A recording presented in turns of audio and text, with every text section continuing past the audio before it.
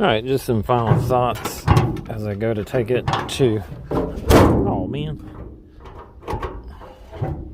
as I go to take it to get it inspected, is that, all right, so the prior owner, I could tell, had messed with the timing. Again, this doesn't have the 12 millimeters, would prefer that, so I used the vice grip on these to loosen them. Did the timing on it. The reason was, it was because I was getting hesitation in each gear, and so the thought was check the timing. And so now usually, you know, on the Geo, actually Geo's and not the, and I apologize, I've been saying that this is a 97, this is a 98 Chevy Geo. There is not the connector to jump on this. I looked all over, I could not find it. So what I did to get it as close as possible is I turned off all the lights, turned off the radio, turned off the blower, and then checked the timing. It was at 0 degrees, so it was right at top dead center. And so I backed it up to the 5 degrees before top dead center, just like what it calls for here, and it is running great. So so that helped that out with the alignment. It's running really good, probably as good as it's run in who knows how long. I was getting some heat build up here in this ground wire here going to the battery.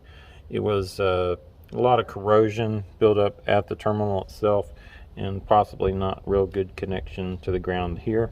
So after I changed to a heavier wire and improved the contacts and changed out the connector, I don't have heat up there anymore. So those were just a couple of little important things. And then finally, what happens with these studios sometimes is this will come out, and you just have to put some screws through the bottom right here to keep it from catching. And this one normally, as you can tell, I ordered some of those clips for the window regulator. So this is gone. I don't know if that's why this glass will actually stick out, or maybe it's right here actually, but this is normally not a problem. So with the newer style, with the older style, it constantly, yeah, it was stuck back there. It was constantly having, so it hits this and then pops out. I have to, and that is probably, see how it's going sideways right here. So to make it, and rain was getting all up in there, so just have to, that's something I'm not even going to get concerned about. But there is going to be some rain coming in, and then it gets stuck here again. So again, that's not a major issue that I'm really concerned about. It drives, and I think we're going to get it inspected today and registered.